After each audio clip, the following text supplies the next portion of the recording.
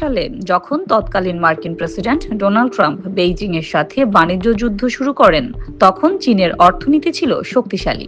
এমনকি ধারণা করা হচ্ছিল শীঘ্রই চীন বিশ্বের সবচেয়ে বড় অর্থনীতি হিসেবে যুক্তরাষ্ট্রকে ছাড়িয়ে যাবে।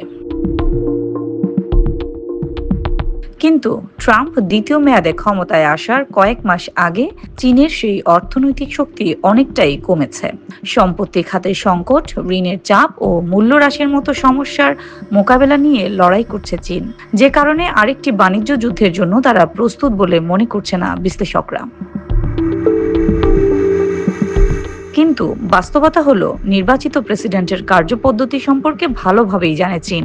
ফলে চীনের নেতৃত্ব এখন আরও ভালোভাবে প্রস্তুত। ট্রাম্প তার প্রতিশ্রুতি অনুযায়ী যুক্তরাষ্ট্রের বিক্রিত পণ্যের উপর 60% শুল্ক আরোপের পথে হাঁটলে চীন বিভিন্ন কৌশল গ্রহণ করবে, যেমন বাণিজ্যের বহুমুখীকরণ, মার্কিন কোম্পানিগুলোর বিরুদ্ধে লক্ষ্যভিত্তিক প্রতিশোধমূলক ব্যবস্থা ও অভ্যন্তরীণ খরচ বাড়ানো।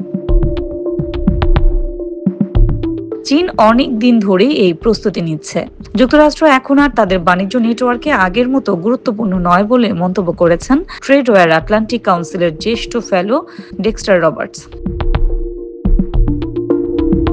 প্রথম বাণিজ্য যুদ্ধ প্রেসিডেন্ট জো বাইডেনের জামানায় অব্যাহত ছিল, অর্থাৎ প্রায় 6 বছর ধরে বেইজিং এবং চীনা কোম্পানিগুলো এই পরিস্থিতির সঙ্গে লড়াই করছে। ফলে যুক্তরাষ্ট্রের উপর তাদের বাণিজ্য নির্ভরতা অনেকাংশে কমেছে। চীনের বাণিজ্যিক পরিসংখ্যানের মাধ্যমে তা স্পষ্ট হয়ে উঠছে। 2022 সালেও চীন ও যুক্তরাষ্ট্রের দ্বিপক্ষীয় বাণিজ্য ছিল রেকর্ড পরিমাণ। তবে গত বছর চীনকে পেছনে ফেলে মেক্সিকো যুক্তরাষ্ট্রের আমদানির সবচেয়ে বড় উৎসে পরিণত হয়েছে। চীন 20 বছর ধরে এই অবস্থা ধরে রেখেছে, কিন্তু গত বছর যুক্তরাষ্ট্রে তাদের রপ্তানি 20% কমে 427 বিলিয়ন বা 42,700 কোটি ডলার দাঁড়িয়েছে।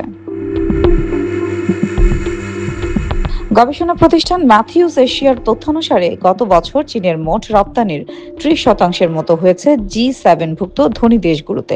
2000 সালে যা ছিল 48%। ফলে যুক্তরাষ্ট্রে চীনের রপ্তানি কমলেও বৈশ্বিক রপ্তানি বাণিজ্য চীনের হিস্সা বর্তমানে 14%। প্রথম দফায় ট্রাম্প শুল্ক আরোপের আগে যা ছিল 13%। পাল্টা পদক্ষেপ হিসেবে চীন সম্ভবত বড় কিছু করবে না, যেমন যুক্তরাষ্ট্রের ট্রেজারি বন্ড বিক্রি অথবা মুদ্রা ইউয়ানের বড় ধরনের অবমূল্যায়ন। গত 3 বছরে এমনিতে ইউয়ানের 12% মূল্য হ্রাস হয়েছে। এসব নাটকীয় পদক্ষেপে কাজ হবে না বলে মনে করেন ম্যাথিউস এশিয়ার চীন ভিত্তিক কৌশলবিদ অ্যান্ডি রথম্যান। তিনি আরো বলেন, চীন সাধারণত সরাসরিভাবে প্রতিশোধ নেয় না। বিশ্লেষকরা বলছেন, শুল্কের ক্ষেত্রে ইটের বদলে পাটকেল মারার নীতি আশা করা ঠিক হবে না। ইতিমধ্যে চীনে কর্মরত বিদেশি কোম্পানিগুলোর উপর চাপ সৃষ্টি করা হচ্ছে। শুল্কের জবাবে তারা মার্কিন কোম্পানিগুলোর উপর চাপ বাড়াতে পারে। এমন হতে পারে যে তারা কিছু কোম্পানিকে লক্ষ্য করতে পারে যাদের তারা চীন ছাড়া করবে।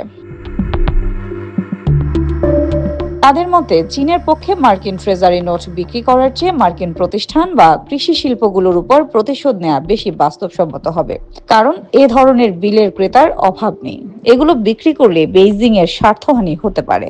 ট্রাম্প নতুন শুল্ক আরোপ করলে চীন ইউয়ানের দরপতন ঘটিয়ে রপ্তানি বৃদ্ধির চেষ্টা করতে পারে, এমন সম্ভাবনা প্রসঙ্গে বিশ্লেষকরা মনে করেন এটা তাদের পরিকল্পনায় নেই।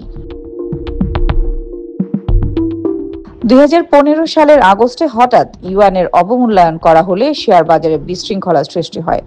সম্প্রতি চীন সরকার জানিয়ে দিয়েছে তারা শেয়ার বাজারে আস্থা বৃদ্ধির চেষ্টা করছে, যেন এই বাজার দেশীয় বিনিয়োগকারীদের পাশাপাশি আন্তর্জাতিক বিনিয়োগকারীদের জন্য এটি আকর্ষণীয় গন্তব্য হতে পারে। এছাড়া চীন সরকার ইউয়ানকে মার্কিন ডলারের নির্ভরযোগ্য বিকল্প হিসেবে প্রতিষ্ঠিত করতে চায়।